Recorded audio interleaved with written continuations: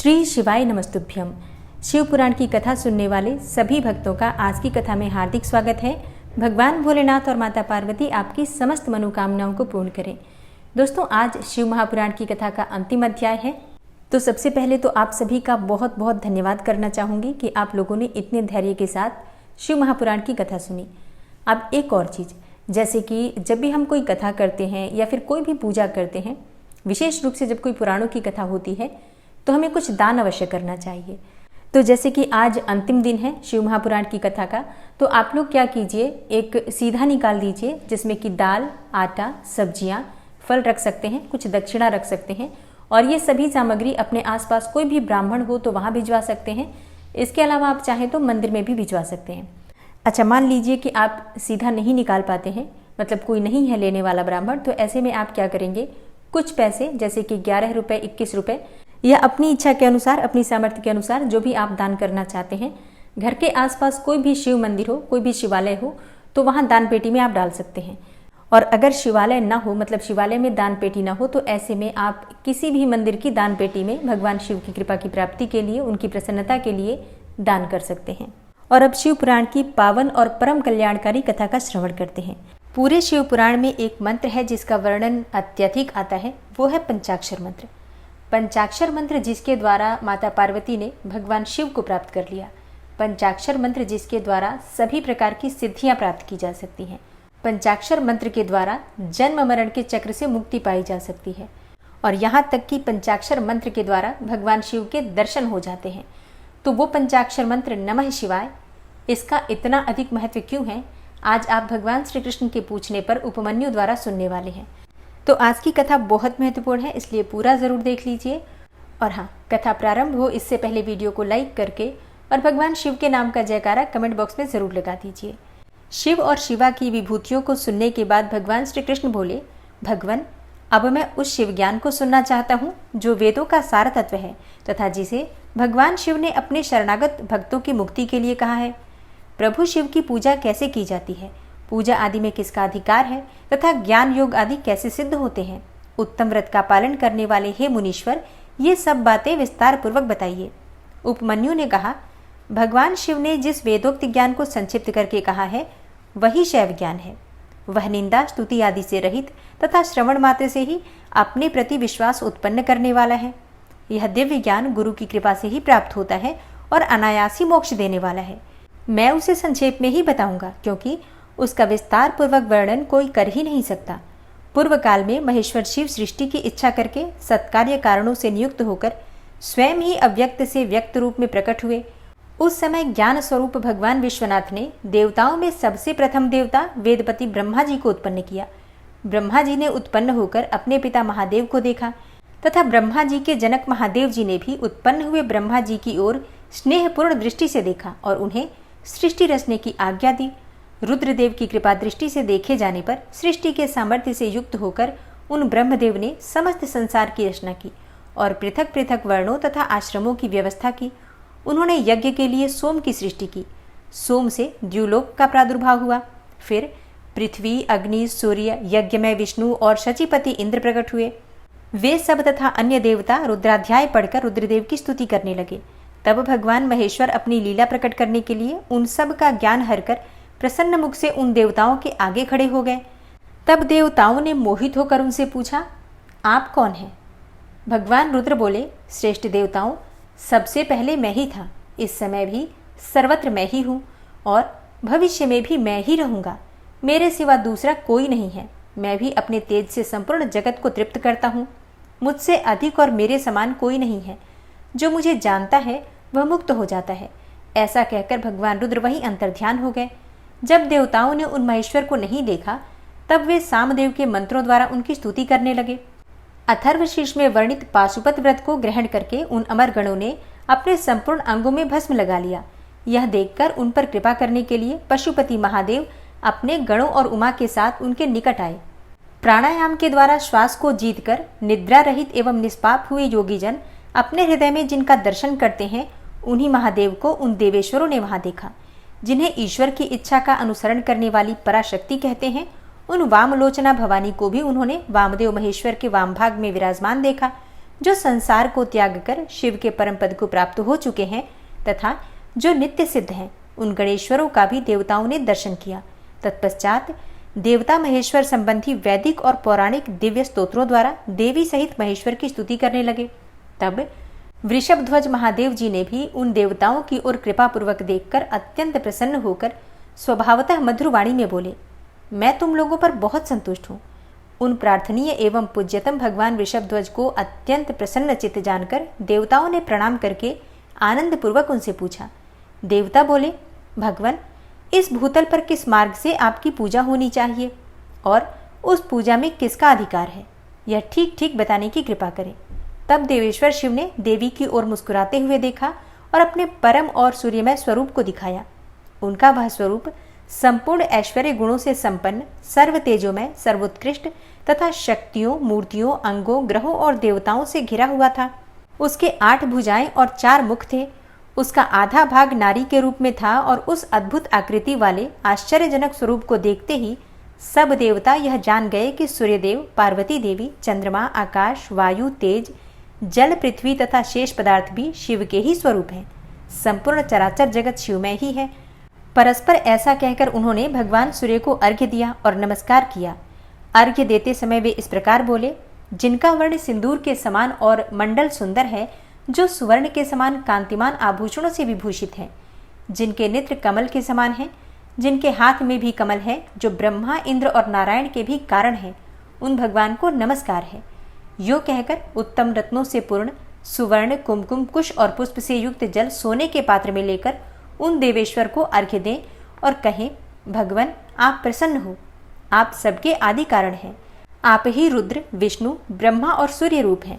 गणों सहित आप शांत शिव को नमस्कार है, जो एकाग्र चित्त होकर सूर्य मंडल में शिव का पूजन करके प्रातः काल, मध्याह्न काल और संध्या काल में उनके लिए उत्तम अर्घ्य देता है, प्रणाम करता है और इन श्रवण सुखद श्लोकों को पढ़ता है, उसके लिए कुछ भी दुर्लभ नहीं है।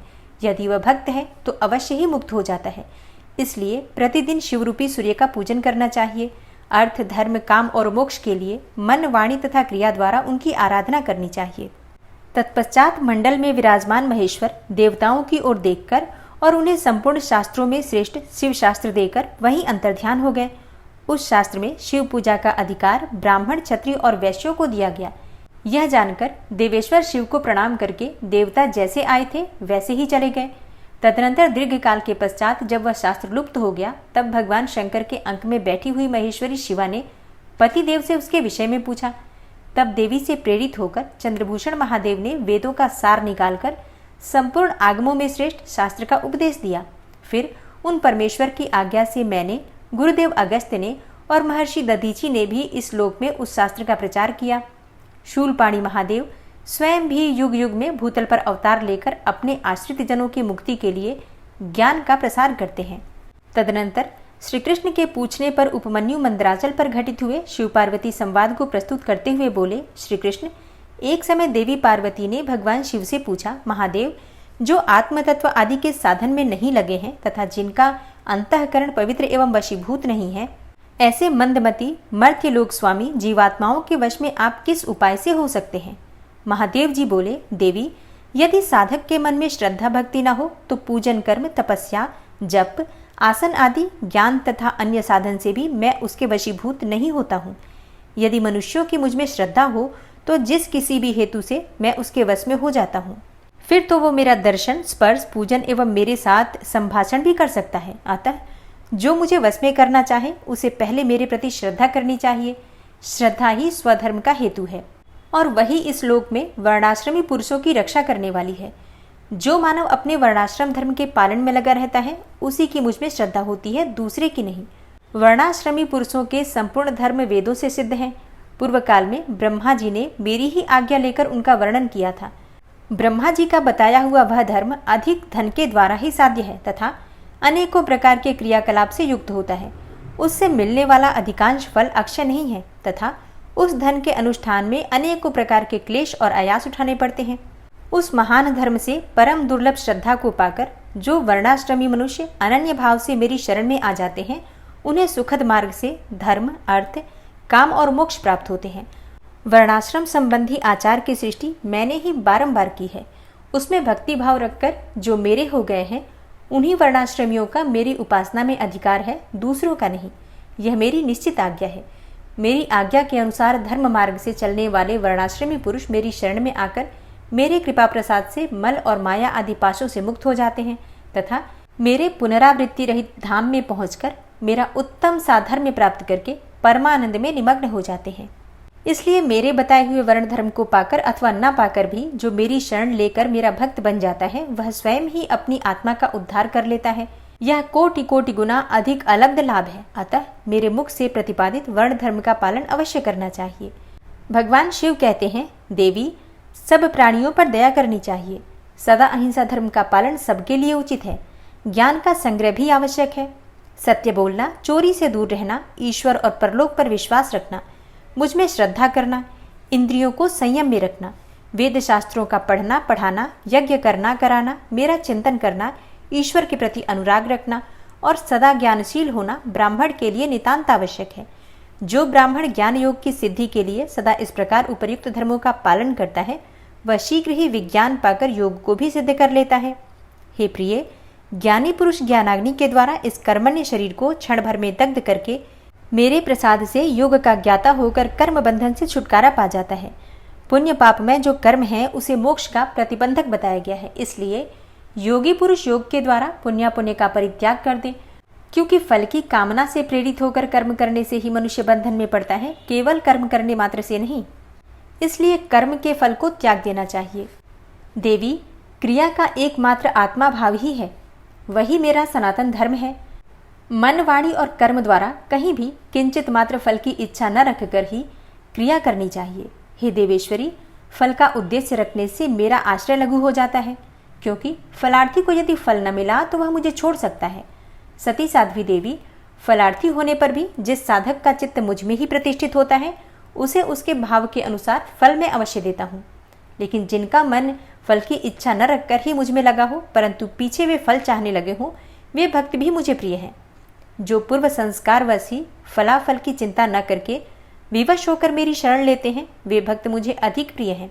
हे परमेश्वरी, उन भक्तों के लिए ही मेरी प्राप्ति से बढ़कर दूसरा कोई वास्तविक लाभ नहीं है, तथा मेरे लिए भी वैसे भक्तों की प्राप्ति से बढ़कर और कोई लाभ नहीं है। मुझ में समर्पित हुआ उनका भाव मेरे अनुग्रह से ही उनको मानो बलपूर्वक परम निर्वाण रूप फल प्रदान करता है। जिन्होंने अपने चित्त को मुझे समर्पित कर दिया है, अतएव जो मेरे अनन्य भक्त हैं, वे महात्मा पुरुष ही मेरे धर्म के अधिकारी हैं। उनके 8 लक्षण बताए गए हैं।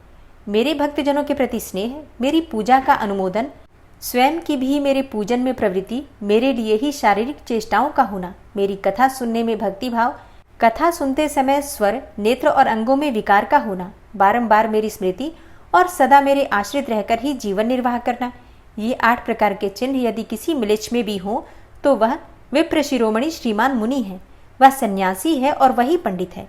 जो मेरा भक्त नहीं है, वह चारों वेदों का विद्वान हो तो भी मुझे प्रिय नहीं है, परंतु जो मेरा भक्त है वह चांडाल हो तो भी प्रिय है। उसे उपहार देना चाहिए, उससे प्रसाद ग्रहण करना चाहिए तथा वह मेरे ही समान पूजनीय है। जो भक्ति भाव से मुझे पत्र, पुष्प, फल अथवा जल समर्पित करता है, उसके लिए मैं अदृश्य नहीं होता हूँ और वह भी मेरी दृष्टि से कभी ओझल नहीं होता है। तब देवी बोली, हे महेश्वर, दुर्जय, दुर्लंघ्य एवं कलुषित कलिकाल में जब सारा संसार धर्म से विमुख होकर पापमय अंधकार से आच्छादित हो जाएगा, वर्ण और आश्रम संबंधी आचार नष्ट हो जाएंगे, धर्म संकट उपस्थित हो जाएगा, सबका अधिकार संदिग्ध, अनिश्चित और विपरीत हो जाएगा, उस समय उपदेश की प्रणाली नष्ट हो जाएगी और गुरु शिष्य की परंपरा भी जाती रहेगी। फिर ऐसी परिस्थिति में आपके भक्त किस उपाय से मुक्त हो सकते हैं? महादेव जी ने कहा, देवी, कली काल के मनुष्य मेरी परम मनोरम पंचाक्षरी विद्या का आश्रय लेकर भक्ति से भावित चित्त होकर संसार बंधन से मुक्त हो जाते हैं। जो अकथनीय और अचिंतनीय है, उन मानसिक, वाचिक और शारीरिक दोषों से जो दूषित, कृतज्ञ, निर्दय, छली, लोभी और कुटिल चित्त हैं, वे मनुष्य भी यदि मुझ में मन लगाकर मेरी पंचाक्षरी विद्या का जप करेंगे, उनके लिए वह विद्या ही संसार भय से तारने वाली होगी। देवी, मैंने बारंबार प्रतिज्ञा पूर्वक यह बात कही है कि भूतल पर मेरा पतित हुआ भक्त भी इस पंचाक्षरी विद्या के द्वारा बंधन से मुक्त हो जाता है। देवी बोली, यदि मनुष्य पतित होकर सर्वथा कर्म करने के योग्य न रह जाए तो उसके द्वारा किया गया कर्म नरक की ही प्राप्ति कराने वाला होता है।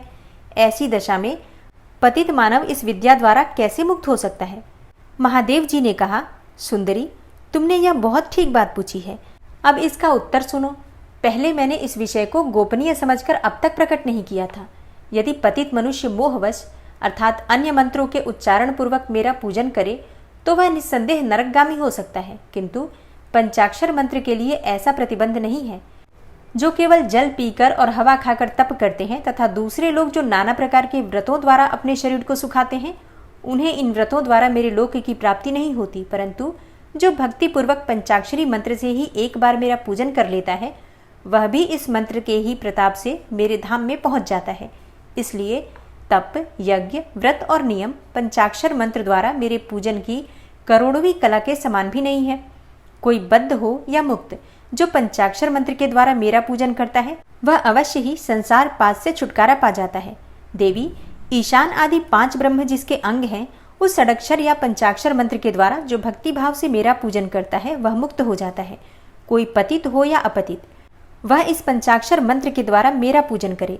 मेरा भक्त पंचाक्षर मंत्र का उपदेश गुरु से ले चुका हो या नहीं, वह क्रोध को जीतकर इस मंत्र के द्वारा मेरी पूजा किया करे। जिसने मंत्र की दीक्षा नहीं ली है, उसकी अपेक्षा दीक्षा लेने वाला पुरुष कोटि कोटि गुणा अधिक माना गया है। अतः देवी, दीक्षा लेकर ही इस मंत्र से मेरा पूजन करना चाहिए। जो इस मंत्र की दीक्षा लेकर मैत्री, मुदिता अर्थात करुणा और उपेक्षा आदि गुणों से युक्त तथा ब्रह्मचर्य पारायण होकर भक्ति भाव से मेरा पूजन करता है, वह मेरी समता प्राप्त कर लेता है। इस विषय में अधिक कहने से क्या लाभ? मेरे पंचाक्षर मंत्र में सभी भक्तों का अधिकार है, इसलिए यह श्रेष्ठतर मंत्र है। पंचाक्षर के प्रभाव से ही लोक, वेद, महर्षि, सनातन धर्म, देवता तथा वह संपूर्ण जगत टिके हुए हैं। देवी, प्रलय काल आने पर जब चराचर जगत नष्ट हो जाता है और सारा प्रपंच प्रकृति में मिलकर वहीं लीन हो जाता है, तब मैं अकेला ही स्थित रहता हूँ, दूसरा कोई कहीं नहीं रहता। उस समय समस्त देवता और शास्त्र पंचाक्षर मंत्र में स्थित होते हैं, अतः मेरी शक्ति से पालित होने के कारण वे नष्ट नहीं होते हैं। तदनंतर मुझसे प्रकृति और पुरुष के भेद से युक्त सृष्टि होती है। तत्पश्चात त्रिगुणात्मक मूर्तियों का संहार करने वाला अवांतर प्रलय होता है। उस प्रलय काल में भगवान नारायण देव मायामय शरीर का आश्रय लेकर जल के भीतर शेष शैया पर शयन करते हैं। उनके नाभि कमल से पंचमुख ब्रह्मा जी का जन्म होता है। ब्रह्मा जी तीनों लोगों की सृष्टि करना चाहते थे, किंतु कोई सहायक न होने से उसे कर नहीं पाते थे। तब उन्होंने पहले अमित तेजस्वी 10 महर्षियों की सृष्टि की, जो उनके मानस पुत्र कहे जाते हैं। उन पुत्रों की सिद्धि बढ़ाने के लिए पितामह ब्रह्मा ने मुझसे कहा, हे महादेव, हे महेश्वर, मेरे पुत्रों को शक्ति प्रदान कीजिए। उनके इस प्रकार प्रार्थना करने पर 5 मुख धारण करने वाले मैंने ब्रह्मा जी के प्रति प्रत्येक मुख से एक एक अक्षर के क्रम से 5 अक्षरों का उपदेश दिया, और लोक पितामह ब्रह्मा जी ने भी अपने 5 मुखों द्वारा क्रमशः उन 5 अक्षरों को ग्रहण किया और वाच्यवाचक भाव से मुझ महेश्वर को जाना। मंत्र के प्रयोग को जानकर प्रजापति ने विधिवत उसे सिद्ध किया। तत्पश्चात उन्होंने अपने पुत्रों को यथावत रूप से उस मंत्र को और उसके अर्थ का भी उपदेश दिया। साक्षात लोक पितामह ब्रह्मा से उस मंत्र रत्न को पाकर मेरी आराधना की इच्छा रखने वाले उन मुनियों ने उनकी बताई हुई पद्धति से उस मंत्र का जप करते हुए मेरू के रमणीय शिखर पर मुंजवान पर्वत के निकट 1 सहस्त्र दिव्य वर्षों तक तीव्र तपस्या की। वे लोक सृष्टि के लिए अत्यंत उत्सुक थे, इसलिए वायु पीकर कठोर तपस्या में लग गए। जहाँ उनकी तपस्या चल रही थी, वह श्रीमान मुंजवान पर्वत सदा ही मुझे प्रिय है और मेरे भक्तों ने निरंतर उसकी रक्षा भी की है। उन ऋषियों की भक्ति देखकर मैंने तत्काल उन्हें प्रत्यक्ष दर्शन दिया और उन आर्य ऋषियों को पंचाक्षर मंत्र के ऋषि, छंद, देवता, बीज, शक्ति, कीलक, षडंगन्यास, दिग्बंध और विनियोग, इन सब बातों का पूर्ण रूप से ज्ञान कराया। संसार की सृष्टि बढ़े, इसके लिए मैंने उन्हें मंत्र की सारी विधियां बताई। तब वे उस मंत्र के महात्म्य से तपस्या में बहुत आगे बढ़ गए और देवताओं, असुरों तथा मनुष्यों की सृष्टि का भली भांति विस्तार करने लगे। हे वरानने, अब मैं तुम्हें पंचाक्षरी मंत्र के जप की विधि बताता हूँ। मानस जप उत्तम है, उपांशु जप मध्यम है तथा वाचिक जप उससे निम्न कोटि का माना गया है। ऐसा आगमार्थ विशारद विद्वानों का कथन है। जो ऊंचे नीचे स्वर से युक्त तथा स्पष्ट और अस्पष्ट पदों एवं अक्षरों के साथ मंत्र का वाणी द्वारा उच्चारण करता है, उसका यह जप वाचिक कहलाता है। जिस जप में केवल जिह्वा मात्र हिलती है अथवा बहुत धीमे स्वर से अक्षरों का उच्चारण होता है तथा जो दूसरों के कान में पड़ने पर भी उन्हें कुछ सुनाई नहीं देता, ऐसे जप को उपांशु कहते हैं।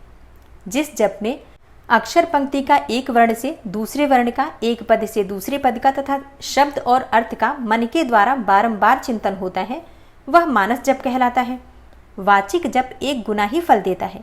उपांशु जप 100 गुना फल देने वाला बताया जाता है। मानस जप का फल सहस्त्र गुना कहा गया है तथा सगर्भ जप उससे भी 100 गुना अधिक फल देने वाला है। प्राणायाम पूर्वक जो जप होता है उसे सगर्भ जप कहते हैं। अगर्भ जप में भी आदि और अंत में प्राणायाम कर लेना श्रेष्ठ बताया जाता है। मंत्रार्थवेत्ता बुद्धिमान साधक प्राणायाम करते समय 40 बार मंत्र का स्मरण कर ले। जो ऐसा करने में असमर्थ हो वह अपनी शक्ति के अनुसार जितना हो सके उतने ही मंत्रों का मानसिक जप कर ले। 5, 3 अथवा 1 बार अगर्भ या फिर सगर्भ प्राणायाम करे। इन दोनों में सगर्भ प्राणायाम श्रेष्ठ माना गया है। सगर्भ की अपेक्षा भी ध्यान सहित जप सहस्त्र गुना फल देने वाला कहा जाता है। इन 5 प्रकार के जपों में से कोई एक जप अपनी शक्ति के अनुसार करना चाहिए। अंगुली से जप की गणना करना 1 गुना बताया जाता है। रेखा से गणना करना 8 गुना उत्तम समझना चाहिए। पुत्र जीव अर्थात जिया पोता के बीजों की माला से गणना करने पर जप का 10 गुना फल अधिक होता है। शंख के मनकों से 100 गुना, मूंगों से 1000 गुना, स्फटिक मणि की माला से 10,000 गुना, मोतियों की माला से लाख गुना, पद्माक्ष से 10 लाख गुना और सुवर्ण के बने हुए मनकों से गणना करने पर कोटि गुना अधिक फल बताया जाता है। कुश की गांठ से तथा रुद्राक्ष से गणना करने पर अनंत गुने फल की प्राप्ति होती है। 30 रुद्राक्ष के दानों से बनाई गई माला जप कर्म में धन देने वाली होती है। 27 दानों की माला पुष्टदायिनी और 25 दानों की माला मुक्तिदायिनी होती है। 15 रुद्राक्षों की बनी हुई माला अभिचार कर्म में फलदायक होती है। जप कर्म में अंगूठे को मोक्षदायक समझना चाहिए और तर्जनी को शत्रुनाशक। मध्यमा धन देती है और अनामिका शांति प्रदान करती है। 108 दानों की माला उत्तमोत्तम मानी गई है। 100 दानों की माला उत्तम और 50 दानों की माला मध्यम होती है। 54 दानों की माला मनोहारिणी एवं श्रेष्ठ कही गई है। इस तरह की माला से जप करें, वह जप किसी को दिखाई नहीं। कनिष्ठिका अंगुली अक्षरणी अर्थात जप के फल की छरित नष्ट न करने वाली मानी गई है, इसलिए जप कर्म में शुभ है। दूसरी अंगुलियों के साथ अंगुष्ठ द्वारा जप करना चाहिए, क्योंकि अंगुष्ठ के बिना किया हुआ जप निष्फल होता है। अब स्थान विशेष के आधार पर आप जानेंगे कि किस स्थान पर जप करने से कितना फल प्राप्त होता है। घर में किए हुए जप को समान या फिर 1 गुना समझना चाहिए। गौशाला में उसका फल 100 गुना हो जाता है। पवित्र वन या फिर उद्यान में किए हुए जप का फल सहस्त्र गुना बताया जाता है और पवित्र पर्वत पर 10,000 गुना, नदी के तट पर लाख गुना, देवालय में कोटि गुना और मेरे निकट किए हुए जप को अनंत गुना कहा गया है। सूर्य, अग्नि, गुरु, चंद्रमा, दीपक, जल, ब्राह्मण और गौओं के समीप किया हुआ जप श्रेष्ठ होता है। पूर्वाभिमुख अर्थात पूर्व दिशा की तरफ मुख किया हुआ जप वशीकरण में और दक्षिणाभिमुख जप अभिचार कर्म में सफलता प्रदान करने वाला है। पश्चिमाभिमुख जप को धनदायक जानना चाहिए और उत्तराभिमुख जप शांतिदायक होता है। सूर्य, अग्नि, ब्राह्मण, देवता तथा अन्य श्रेष्ठ पुरुषों के समीप उनकी ओर पीठ करके जप नहीं करना चाहिए। सिर पर पगड़ी रखकर, कुर्ता पहनकर, नंगा होकर, बाल खोलकर, गले में कपड़ा लपेटकर, अशुद्ध हाथ लेकर, संपूर्ण शरीर से अशुद्ध रहकर तथा विलाप पूर्वक कभी जप नहीं करना चाहिए। जप करते समय क्रोध, मद, छींकना, थूकना, जम्भाई लेना तथा कुत्तों और नीच पुरुषों की ओर देखना वर्जित है। और यदि कभी वैसा संभव हो जाए तो आचमन करें अथवा तुम्हारे साथ मेरा अर्थात पार्वती सहित भगवान शिव का स्मरण करें या ग्रह नक्षत्रों का दर्शन करें अथवा प्राणायाम कर लें। बिना आसन के बैठकर, सोकर, चलते फिरते अथवा खड़े होकर जप न करें। गली में या सड़क पर, अपवित्र स्थान में तथा अंधेरे में भी जप न करें।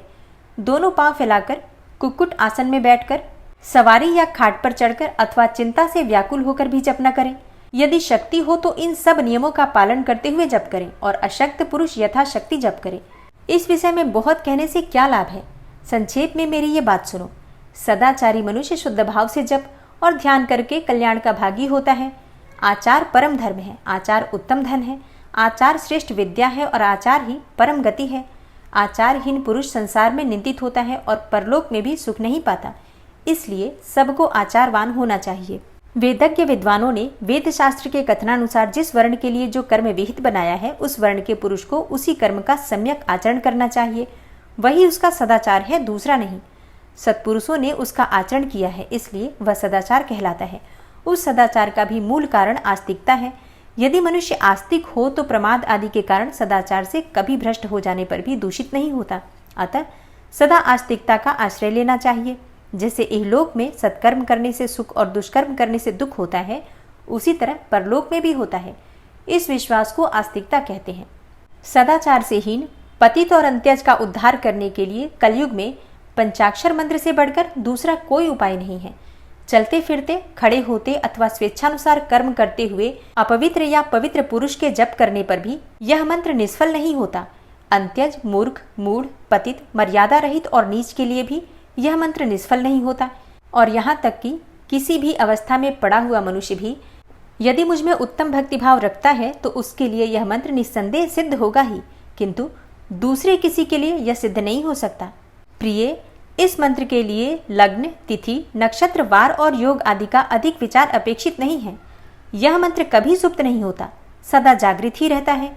यह महामंत्र कभी किसी का शत्रु नहीं होता। यह सदा सुसिद्ध, सिद्ध अथवा साध्य ही रहे।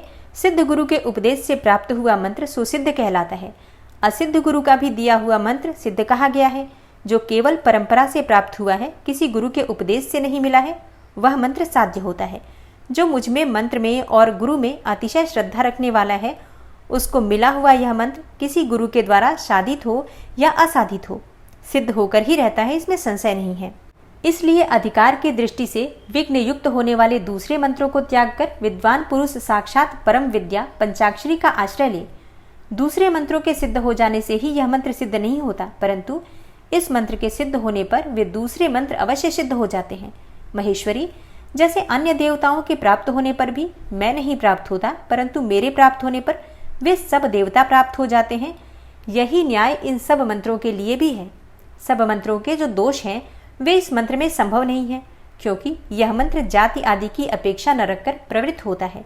तथापि छोटे छोटे तुच्छ फलों के लिए सहसा इस मंत्र का विनियोग नहीं करना चाहिए, क्योंकि यह मंत्र महान फल देने वाला है।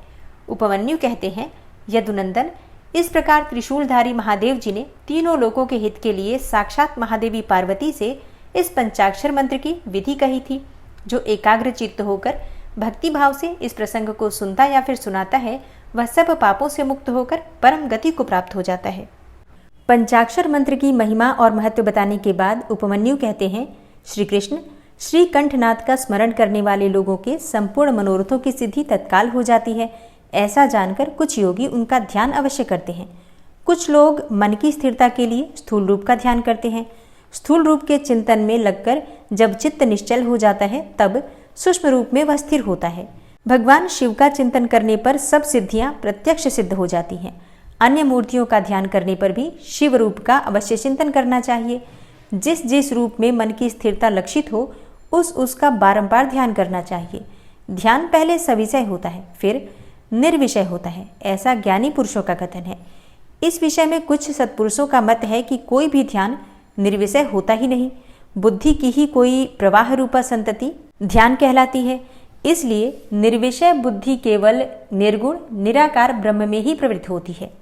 अतः सविषय ध्यान प्रातः काल के सूर्य की किरणों के समान ज्योति का आश्रय लेने वाला है, तथा निर्विषय ध्यान सूक्ष्म तत्व का अवलंबन करने वाला है। इन दो के सिवा और कोई ध्यान वास्तव में नहीं है। अथवा सविषय ध्यान साकार स्वरूप का अवलंबन करने वाला है, तथा निराकार स्वरूप का जो बोध या अनुभव है, वही निर्विषय ध्यान माना गया है। वह सविषय और निर्विषय ध्यान ही क्रमशः सबीज और निर्बीज कहा जाता है। निराकार का आश्रय लेने से उसे निर्बीज और साकार का आश्रय लेने से सबीज की संज्ञा दी गई है। अतः पहले सविषय या सबीज ध्यान करके अंत में सब प्रकार की सिद्धि के लिए निर्विषय अथवा निर्बीज ध्यान करना चाहिए। प्राणायाम करने से क्रमशः शांति और दिव्य सिद्धियां सिद्ध होती हैं। उनके नाम हैं शांति, प्रशांति, दीप्ति और प्रसाद। समस्त आपदाओं के शमन को ही शांति कहा गया है। तम अर्थात अज्ञान का बाहर और भीतर से नाश ही प्रशांति है। बाहर और भीतर जो ज्ञान का प्रकाश होता है, उसका नाम दीप्ति है, तथा बुद्धि की जो स्वस्थता अर्थात आत्मनिष्ठता है, उसी को प्रसाद कहा गया है। बाह्य और अभ्यंतर सहित जो समस्त करण हैं, वे बुद्धि के प्रसाद से शीघ्र ही प्रसन्न अथवा निर्मल हो जाते हैं। ध्याता, ध्यान, ध्येय और ध्यान प्रयोजन, इन चार को जानकर ध्यान करने वाला पुरुष ध्यान करे। जो ज्ञान और वैराग्य से संपन्न हो, सदा शांत चित्त रहता हो, श्रद्धालु हो और जिसकी बुद्धि प्रसाद गुण से युक्त हो, ऐसे साधक को ही सत्पुरुषों ने ध्याता कहा है। ध्येय चिंतायाम यह धातु है। इसका अर्थ है चिंतन। भगवान शिव का बारंबार चिंतन ही ध्यान कहलाता है। जैसे थोड़ा सा भी योगाभ्यास पाप का नाश कर देता है, उसी तरह क्षण मात्र भी ध्यान करने वाले पुरुष के सारे पाप नष्ट हो जाते हैं। श्रद्धापूर्वक विक्षेप रहित चित्त से परमेश्वर का जो चिंतन है, उसी का नाम ध्यान है। बुद्धि के प्रवाह रूप ध्यान का जो आलंबन या आश्रय है, उसी को साधु पुरुष ध्येय कहते हैं। और स्वयं सांब सदाशिव ही वह ध्येय है। मोक्ष सुख का पूर्ण अनुभव और अणिमा आदि ऐश्वर्य की उपलब्धि, ये पूर्ण शिव ध्यान के साक्षात प्रयोजन कहे गए हैं। ध्यान से सौख्य और मोक्ष दोनों की प्राप्ति होती है। इसलिए मनुष्य को सब कुछ छोड़कर ध्यान में लग जाना चाहिए। बिना ध्यान के ज्ञान नहीं होता, और जिसने योग का साधन नहीं किया है, उसका ध्यान सिद्ध नहीं होता।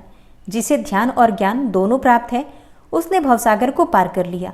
समस्त उपाधियों से रहित निर्मल ज्ञान और एकाग्रतापूर्ण ध्यान, ये योगाभ्यास से युक्त योगी को ही सिद्ध होते हैं। जिनके सारे पाप नष्ट हो गए हों, उन्हीं की बुद्धि ज्ञान और ध्यान में लगती है। जिनकी बुद्धि पाप से दूषित है, उनके लिए ज्ञान और ध्यान की बात भी अत्यंत दुर्लभ है।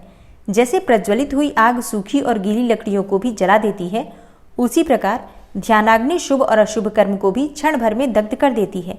जैसे बहुत छोटा दीपक भी महान अंधकार का नाश कर देता है, उसी तरह छोटा सा योगाभ्यास भी महान पाप का विनाश कर डालता है।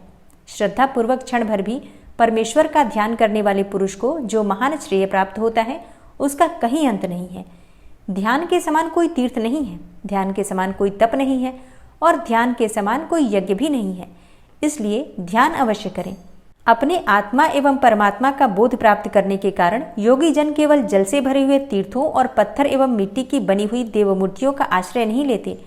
वे आत्म तीर्थ में अवगाहन करते हैं और आत्मदेव के ही भजन में लगे रहते हैं। जैसे अयोगी पुरुषों को मिट्टी और काठ आदि की बनी हुई स्थूल मूर्तियों का प्रत्यक्ष होता है, उसी तरह योगियों को ईश्वर के सूक्ष्म स्वरूप का प्रत्यक्ष दर्शन होता है। जैसे राजा को अपने अंतःपुर में विचरने वाले स्वजन एवं परिजन प्रिय होते हैं और बाहर के लोग उसे उतने प्रिय नहीं होते, उसी प्रकार भगवान शंकर को अंतःकरण में ध्यान लगाने वाले भक्त ही अधिक प्रिय हैं, बाह्य उपचारों का आश्रय लेने वाले कर्मकांडी नहीं। जैसे लोक में यह देखा गया है कि बाहरी लोग राजा के भवन में राजकीय पुरुषोचित फल का उपभोग नहीं कर पाते, केवल अंतःपुर के लोग ही उस फल के भागी होते हैं, उसी प्रकार यहाँ बाह्यकर्मी पुरुष उस फल को नहीं पाते जो ध्यान योगियों को सुलभ होता है।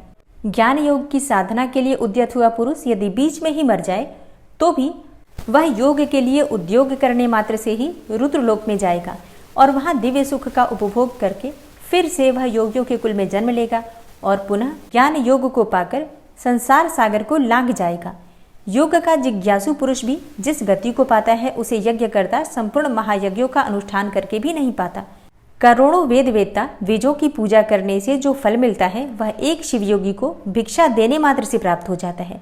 यज्ञ, अग्निहोत्र, दान, तीर्थ सेवन और होम, इन सभी पुण्य कर्मों के अनुष्ठान से जो फल मिलता है, वह सारा फल शिव योगियों को अन्न देने मात्र से प्राप्त हो जाता है। जो मूढ़ मानव शिव योगियों की निंदा करते हैं, वे श्रोताओं सहित नरक में पड़ते हैं और प्रलय काल तक वहीं रहते हैं। श्रोता के होने पर ही कोई शिव योगियों की निंदा का वक्ता हो सकता है। इसलिए महापुरुषों के मत में उस निंदा को सुनने वाला भी महान पापी और दंडनीय है। जो लोग सदा भक्तिभाव से शिव योगियों की सेवा करते हैं, वे महान भोग पाते हैं और अंत में शिव योग की भी उपलब्धि कर लेते हैं। इसलिए भोगार्थी मनुष्यों को चाहिए कि वे रहने को स्थान, खान पान, सैया तथा ओढ़ने बिछाने की सामग्री आदि देकर सदा शिव योगियों का सत्कार करें। योग धर्म संसार अत्यंत प्रबल है, अतः पाप रूपी मुद्गरों से उसका भेदन नहीं हो सकता। योग धर्म और पाप मुद्गर में उतना ही अंतर समझना चाहिए जितना कि वज्र और तंदुल में। अतः योगी जन पापों और ताप समूहों से उसी तरह लिप्त नहीं होते जैसे कमल का पत्ता पानी से। शिव योग पारायण मुनि जिस देश में नित्य निवास करता है, वह देश भी पवित्र हो जाता है। फिर उसकी पवित्रता के विषय में तो कहना ही क्या। अतः चतुर एवं विद्वान पुरुष सब कृत्यों को छोड़कर संपूर्ण दुखों से छुटकारा पाने के लिए शिव योग का अभ्यास करें। जिसका योग फल सिद्ध हो गया है, वह योगी यथेष्ट भोगों को भोग कर समस्त लोगों की हित की कामना से संसार में विचरे अथवा अपने स्थान पर ही रहे या विषय सुख को अत्यंत तुच्छ समझकर छोड़ दे और वैराग्य योग से स्वेच्छापूर्वक कर्मों का परित्याग कर दे। जो मनुष्य बहुत से अरिष्ट देखकर अपनी मृत्यु को निकट जान ले उसे योगानुष्ठान में संलग्न होकर शिव क्षेत्र का आश्रय लेना चाहिए। वह मनुष्य यदि धीर चित्त होकर वही निवास करता रहे तो रोग आदि के बिना भी स्वयं ही प्राणों का परित्याग कर सकता है। अनशन करके शिवाग्नि में शरीर को आहुति देकर अथवा शिव तीर्थों में अवगाहन करते हुए अपने शरीर को उन्हीं के जल में डालकर शिव शास्त्रोक्त विधि से जो अपने प्राणों का त्याग करता है वह तत्काल मुक्त हो जाता है। इसमें अन्यथा विचार करने की कोई आवश्यकता नहीं है। अथवा जो रोग आदि से विवश होकर शिव क्षेत्र की शरण लेता है उसकी भी यदि वहां मृत्यु हो जाए तो वह उसी प्रकार मुक्त हो जाता है, इसमें संशय नहीं है। इसलिए लोग अनशन आदि से शिव क्षेत्र में श्रेष्ठ मरण की कामना करते हैं, क्योंकि शास्त्र पर विश्वास करके धीर हुए मन से उनके द्वारा इस तरह की मृत्यु स्वीकार की जाती है। जो शिव के लिए अथवा शिव भक्तों के लिए प्राण त्याग करता है उसके समान दूसरा कोई मनुष्य मुक्ति मार्ग पर स्थित नहीं है। इस कारण इस संसार मंडल से उसकी शीघ्र मुक्ति हो जाती है। इनमें से किसी एक उपाय का किसी तरह भी अवलंबन करके अथवा विधिवत सदत्व शुद्धि को प्राप्त होकर यदि कोई मनुष्य मरता है तो उसका अन्य पशुओं और प्राणियों के समान यहाँ और्ध्वदेहिक संस्कार नहीं करना चाहिए। विशेषतः उसके पुत्र आदि को उसके मरने से अशौच की प्राप्ति नहीं होती। ऐसे पुरुष के मृत शरीर को धरती में गाड़ दें या पवित्र अग्नि से जला दें या शिव स्वरूप जल में डाल दें अथवा काठ या मिट्टी के ढेले की भांति कहीं भी फेंक दें, सब उसके लिए बराबर है। यदि ऐसे पुरुष के उद्देश्य से कोई भी कर्म करने की इच्छा हो तो दूसरों का कल्याण ही करें और अपनी शक्ति के अनुसार शिव भक्तों को तृप्त करें। ऐसे मनुष्य के धन को शिव भक्त ही ग्रहण करें और यदि उसकी संतति शिव भक्त हो तो वह भी ग्रहण कर सकती है। लेकिन यदि ऐसा संभव न हो तो उसका धन भगवान शिव को ही समर्पित कर दें, परंतु उसकी पशु संतति अर्थात शिव भक्तिहीन संतान उस धन को ग्रहण न करें। मतलब शिव पुराण के अनुसार कोई भी शिव भक्त अगर मरता है तो उसकी मृत्यु के बाद उसकी संपत्ति पर अधिकार शिव भक्तों का ही होता है। अगर उसकी संतति शिव भक्त हो तो अत्यंत ही श्रेष्ठ है, संतति वो ग्रहण कर सकती है। मतलब उस धन का उपयोग उसकी संतान तभी कर सकती है जब वो शिव भक्त हो। लेकिन शिव पुराण के इस अध्याय के साथ ये भी सिद्ध होता है कि अगर संतान शिव भक्त ना हो, नास्तिक हो, आस्तिक ना हो, ईश्वर में उसकी आस्था ना हो, तो ऐसे में उसकी संपत्ति पर उसकी संतान का भी कोई अधिकार नहीं होता है। फिर उस संपत्ति को किसी शिव मंदिर में या किसी शिव भक्त को ही दे देना चाहिए। और अब आप सुनेंगे वायुदेव का अंतर्ध्यान, ऋषियों का सरस्वती में अवभृत स्नान और काशी में दिव्य तेज का दर्शन करके ब्रह्मा जी के पास जाना, ब्रह्मा जी का उन्हें सिद्धि प्राप्ति की सूचना देकर मेरु के कुमार शिखर पर भेजना। सूत जी कहते हैं, इस प्रकार क्रोध को जीतने वाले उपमन्यु से यदुकुल नंदन श्री कृष्ण जी ने जो ज्ञान योग प्राप्त किया था उसका प्रणत भाव से बैठे हुए उन मुनियों को उपदेश देकर आत्मदर्शी वायुदेव सायंकाल आकाश में अंतर्ध्यान हो गए। तदनंतर प्रातःकाल नैमिषारण्य के समस्त तपस्वी मुनि सत्र के अंत में अवभृत स्नान करने को उद्यत हुए। उस समय ब्रह्मा जी के आदेश से साक्षात सरस्वती देवी स्वादिष्ट जल से भरी हुई स्वच्छ सुंदर नदी के रूप में वहां बहने लगी। सरस्वती नदी को उपस्थित देखकर मुनि मन ही मन बड़े प्रसन्न हुए। उन्होंने सत्र समाप्त करके उसमें अवगाहन अर्थात स्नान आरंभ किया। उस नदी के मंगलमय जल से देवता आदि का तर्पण करके पूर्व वृतांत का स्मरण करते हुए वे सबके सब वाराणसी पुरी की ओर चल दिए। उस समय हिमालय के चरणों से निकलकर दक्षिण की ओर बहने वाली भागीरथी का दर्शन करके उन ऋषियों ने उसमें स्नान किया और भागीरथी के ही किनारे का मार्ग पकड़कर वे आगे बढ़े। तदनंतर वाराणसी में पहुंचकर उन सबको बड़ी प्रसन्नता हुई। वहां उत्तर वाहिनी गंगा में स्नान करके उन्होंने अविमुक्तेश्वर लिंग का दर्शन और विधि पूर्वक पूजन किया। पूजन करके जब वे चलने को उद्यत हुए तब उन्होंने आकाश में एक दिव्य और परम अद्भुत प्रकाशमान तेज देखा जो करोड़ों सूर्यों के समान जान पड़ता था। उसने अपनी प्रभा के प्रसार से संपूर्ण दिगंत को व्याप्त कर लिया था। तदनंतर जिन्होंने अपने शरीर में भस्म लगा रखा था वे सैकड़ों सिद्ध पाशुपत मुनि निकट जाकर उस तेज में ही लीन हो गए। उन तपस्वी महात्माओं के इस प्रकार लीन हो जाने पर वह तेज तत्काल अदृश्य हो गया। वह एक अद्भुत सी घटना घटित हुई। उस महान आश्चर्य को देखकर वे नैमिषारण्य के निवासी महर्षि यह क्या है इस बात को न जानते हुए ब्रह्मवन को चले गए। इनके जाने से पहले ही लोक पावन पवन देव वहां जा पहुंचे।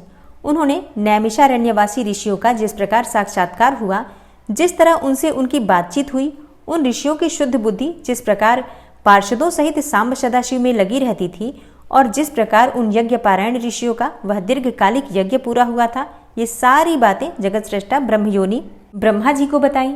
फिर अपने कार्य के लिए उनसे आज्ञा लेकर वे अपने नगर को चले गए। तदनंतर अपने स्थान पर बैठे हुए ब्रह्मा जी गान की कला में परस्पर स्पर्धा रखने वाले और विवाद करने वाले तुम्बुरु और नारद के गान जनित रस का आस्वादन करते हुए वहां मध्यस्थता करने लगे। उस समय वे गंधर्वों और अप्सराओं से सेवित होकर सुखपूर्वक बैठे थे। उस वेला में किसी बाहरी व्यक्ति को वहां जाने का अवसर नहीं दिया जाता था। इसलिए जब नैमिषारण्य निवासी मुनि वहां पहुंचे तब द्वारपालों ने उन्हें द्वार पर ही रोक दिया। वे मुनि ब्रह्म भवन से बाहर ही पार्श्वभाग में बैठ गए। इधर संगीत गोष्ठी में नारद ने तुम्बुरु की समानता प्राप्त की। तब परमेष्ठी ब्रह्मा ने उन्हें तुम्बुरु के साथ रहने की आज्ञा दी और वे पारस्परिक स्पर्धा को त्याग कर तुम्बुरु के परम मित्र हो गए। तत्पश्चात गंधर्वों और अप्सराओं से घिरे हुए नारद नकुलेश्वर महादेव को वीणा गान सुनाकर संतुष्ट करने के लिए तुम्बुरु के साथ ब्रह्म भवन से उसी प्रकार निकले जैसे मेघों की घटा से सूर्यदेव बाहर निकलते हैं। उस समय मुनिवर नारद को देखकर उन 6 कुलों में उत्पन्न हुए ऋषियों ने प्रणाम किया और बड़े आदर के साथ ब्रह्मा जी से मिलने का अवसर पूछा। नारद जी का चित्त दूसरी ओर लगा था और वे बड़ी उतावली में थे, अतः उनके पूछने पर बोले, यही अवसर है, आप लोग भीतर जाइए। यह कहते हुए वे चले गए।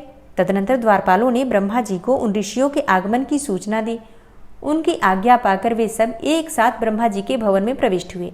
भीतर जाकर उन्होंने दूर से ही दंड की भांति पृथ्वी पर गिरकर ब्रह्मा जी को प्रणाम किया। फिर उनका आदेश पाकर वे ऋषि उनके पास गए और चारों ओर से उन्हें घेर कर बैठ गए। उन्हें वहां बैठा देखकर कमलासन ब्रह्मा ने उनका कुशल समाचार पूछा और बताया कि मुझे तुम लोगों का सारा वृतांत ज्ञात हो चुका है, क्योंकि वायुदेव ने ही यहाँ सब कुछ कहा है। अब तुम बताओ, जब वायुदेव तुम्हें कथा सुनाकर अदृश्य हो गए तब तुमने क्या किया? देवेश्वर ब्रह्मा के इस प्रकार पूछने पर उन मुनियों ने अवभृत स्नान के पश्चात गंगा तीर्थ में जाने, वाराणसी की यात्रा करने और वहां देवेश्वरों द्वारा स्थापित शिवलिंगों और अभिमुक्तेश्वर लिंग के भी दर्शन पूजन करने, आकाश में महान तेज पुंज के दिखाई देने और कतिपय महर्षियों के उसमें लीन होने तथा फिर से उस तेज के अदृश्य हो जाने की सब बातें ब्रह्मा जी से विस्तार पूर्वक उन्हें बारंबार प्रणाम करके कही। साथ ही यह भी बताया कि हम अपने मन में बहुत विचार करने पर भी उस तेज को ठीक ठीक न जान सके।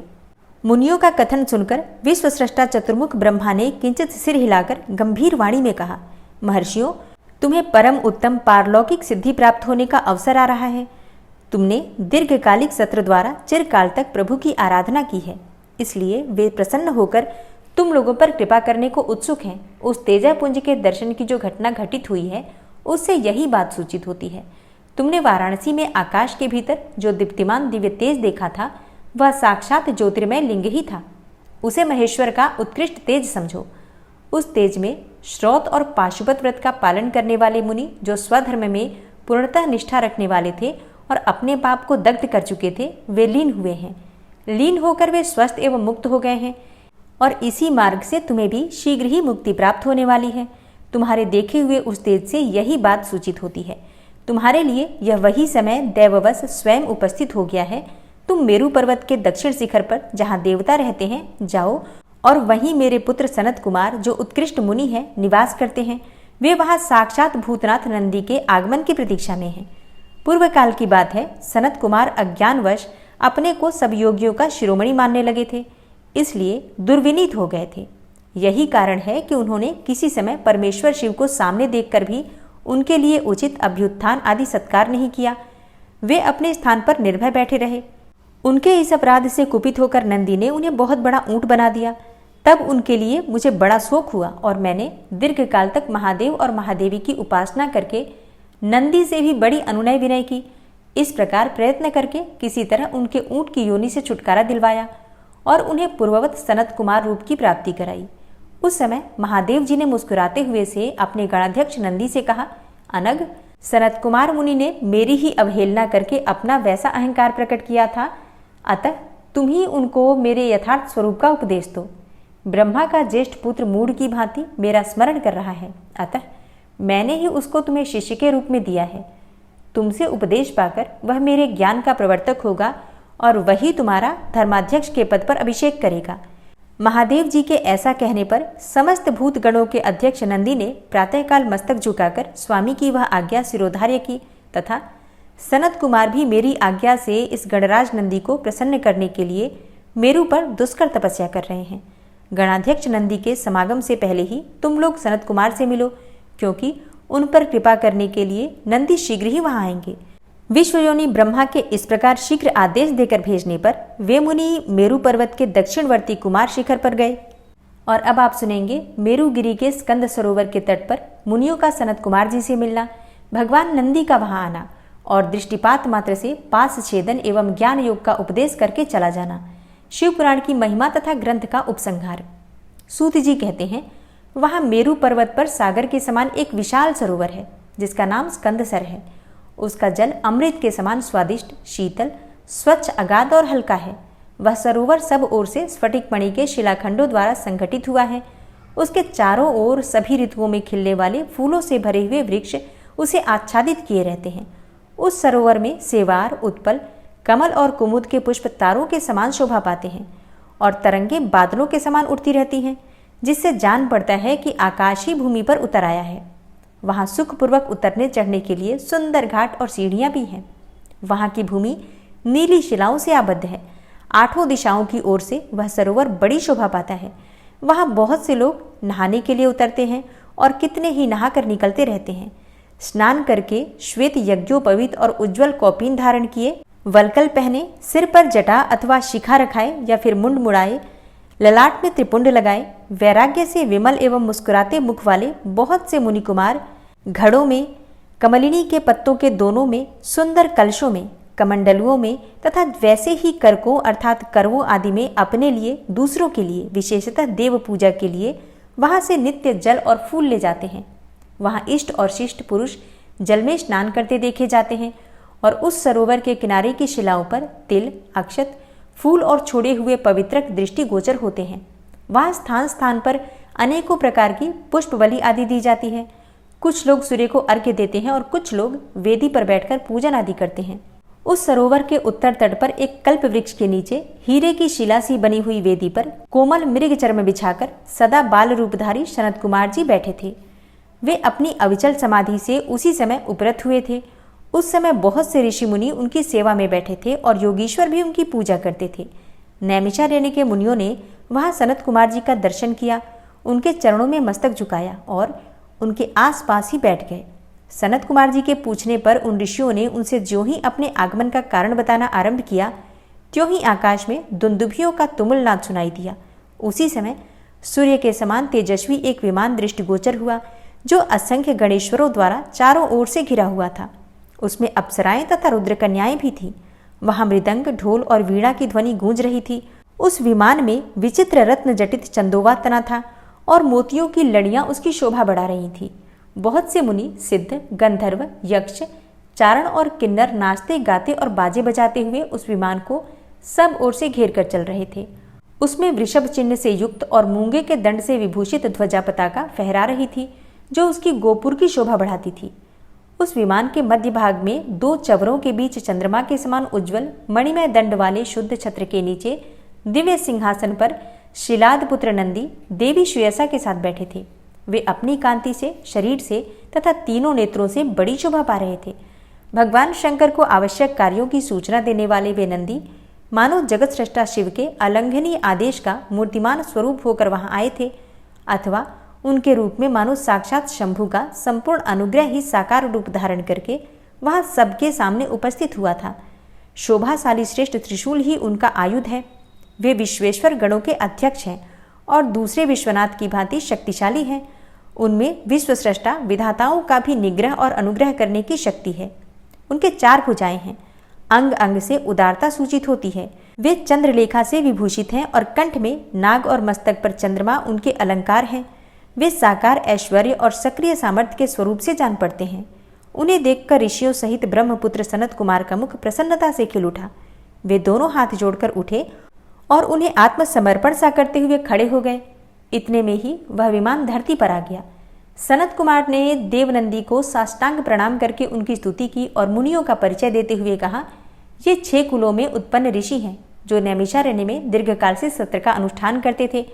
ब्रह्मा जी के आदेश से आपका दर्शन करने के लिए ये लोग पहले से ही यहाँ आए हुए हैं। ब्रह्मपुत्र सनत कुमार का यह कथन सुनकर नंदी ने दृष्टिपात मात्र से उन सब के पाशों को तत्काल काट डाला और ईश्वरीय शैव धर्म एवं ज्ञान योग का उपदेश देकर वे फिर महादेव जी के पास चले गए। सनत कुमार ने वह समस्त ज्ञान साक्षात मेरे गुरु व्यास को दिया और पूजनीय व्यास जी ने मुझे संक्षेप में यह सब कुछ बताया। त्रिपुरारी शिव के इस पुराण रत्न का उपदेश वेद के न जानने वाले लोगों को नहीं देना चाहिए। जो भक्त और शिष्य न हो उनको तथा नास्तिकों को भी इसका उपदेश नहीं देना चाहिए। यदि मोहवश इन अनाधिकारियों को इसका उपदेश दिया गया हो तो यह नरक प्रदान करता है। जिन लोगों ने सेवानुगत मार्ग से इस पुराण का उपदेश दिया, लिया, पढ़ा अथवा सुना है, उनको यह सुख तथा धर्म आदि त्रिवर्ग प्रदान करता है और अंत में निश्चय ही मोक्ष देता है। इस पौराणिक मार्ग के संबंध से आप लोगों ने और मैंने एक दूसरे का उपकार किया है, अतः मैं सफल मनोरथ होकर जा रहा हूँ। हम लोगों का सदा सब प्रकार से मंगल ही हो। सूत जी के आशीर्वाद देकर चले जाने और प्रयाग में उस महायज्ञ के पूर्ण हो जाने पर वे सदाचारी मुनि विषय कलुषित कली काल के आने से काशी के आसपास निवास करने लगे। तदनंतर पशुपात से छूटने की इच्छा से उन सब ने पूर्णतया पाशुपत व्रत का अनुष्ठान किया और संपूर्ण बोध एवं समाधि पर अधिकार करके वे अनिंद्य महर्षि परमानंद को प्राप्त हो गए। व्यास जी कहते हैं, यह शिव पुराण पूरा हुआ। इस हितकर पुराण को बड़े आदर एवं प्रयत्न से पढ़ना अथवा सुनना चाहिए। नास्तिक, श्रद्धाहीन, शठ, महेश्वर के प्रति भक्ति से रहित तथा धर्मध्वजी अर्थात पाखंडी को इनका उपदेश नहीं देना चाहिए। इसका एक बार श्रवण करने से ही सारा पाप भस्म हो जाता है। भक्तिहीन भक्ति पाता है और भक्त भक्ति की समृद्धि का भागी हो जाता है। दोबारा श्रवण करने पर उत्तम भक्ति और तीसरी बार श्रवण करने पर मुक्ति सुलभ हो जाती है। इसलिए मुमुक्षु पुरुषों को बारंबार इसका श्रवण करना चाहिए। किसी भी उत्तम फल को पाने के लिए शुद्ध बुद्धि से इस पुराण की 5 आवृत्ति करनी चाहिए। ऐसा करने से मनुष्य उस फल को प्राप्त कर लेता है, इसमें संशय नहीं है। प्राचीन काल के राजाओं, ब्राह्मणों तथा श्रेष्ठ वैश्यों ने इसकी 7 आवृत्ति करके शिव का साक्षात दर्शन प्राप्त किया है। जो मनुष्य भक्ति पारायण होकर इसका श्रवण करेगा वह भी इहलोक में संपूर्ण भोगों को उपभोग करके अंत में मोक्ष प्राप्त कर लेगा। यह श्रेष्ठ शिव पुराण भगवान शिव को अत्यंत प्रिय है। यह वेद के तुल्य, माननीय, भोग और मोक्ष देने वाला तथा भक्तिभाव को बढ़ाने वाला है। अपने प्रमथ गणों, दोनों पुत्रों तथा देवी पार्वती जी के साथ भगवान शंकर इस पुराण के वक्ता और श्रोता का सदा कल्याण करें। वायवीय संहिता संपूर्ण हुई। शिव पुराण संपूर्ण रूप से शिव पुराण की कथा का पाठ आपने सुना। आप सभी का दिल से आभार। इस पाठ को पढ़ते समय किसी भी प्रकार से ध्यान में, उच्चारण में या मन में किसी भाव में अगर मुझसे भूल चूक हुई हो तो भगवान शिव से और आप सभी से हृदय से क्षमा प्रार्थी हूँ। और कथा समाप्त होने के बाद आरती अवश्य करनी चाहिए। तो अब आप सुनेंगे भगवान शिव और माता पार्वती की आरती। ओम जय शिव ओमकारा, प्रभु हर शिव ओमकारा, ब्रह्मा विष्णु सदा शिव अर्धांगी धारा। ओम जय शिव ओमकारा, एकानन चतुरानन पंचानन राजे, हंसानन गरुड़ासन वृषवाहन साजे। ओम जय शिव ओमकारा, 2 भुज 4 चतुर्भुज 10 भुज अति सोहे, त्रिगुण रूप निरखता त्रिभुवन जन मोहे। ओम जय शिव ओमकारा, अक्षमाला बनमाला मुंडमाला धारी, त्रिपुरारी कंसारी करमाला धारी। ओम जय शिव ओमकारा, श्वेतांबर पीतांबर भागंबर अंगे, सनकादिक गरुड़ादिक भूतादिक संगे। ओम जय शिव ओमकारा, कर के मध्य कमंडल चक्र त्रिशूलधारी, सुखकारी दुखहारी जगपालनकारी। ओम जय शिव ओमकारा, ब्रह्मा विष्णु सदा शिव जानत अविवेका, प्रणवाक्षर में शोभित ये तीनों एका। ओम जय शिव ओमकारा, लक्ष्मी व सावित्री पार्वती संगा, पार्वती अर्धांगी, शिवलहरी गंगा, ओम जय शिव ओमकारा।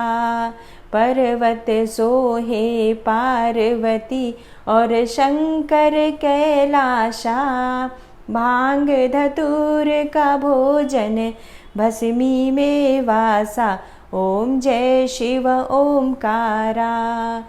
जटा में गंग बहते हैं, गल मुंडन माला, शेष नाग लिपटावत, ओढ़त मृग छाला, ओम जय शिव ओमकारा। काशी में विराजे विश्वनाथा, नंदी ब्रह्मचारी, नित उठ दर्शन पावत, महिमा अति भारी, ओम जय शिव ओमकारा। त्रिगुण स्वामी जी की आरती, त्रिगुण स्वामी जी की आरती, जो कोई नर गावे, कहत शिवानंद स्वामी सुख संपत्ति पावे, ओम जय शिव ओमकारा। ओम जय शिव ओमकारा, प्रभु हर शिव ओमकारा, ब्रह्मा विष्णु सदा शिव अर्धांगी धारा, ओम जय शिव ओमकारा। प्रेम से बोलिए भगवान भोलेनाथ की जय, माता पार्वती की जय।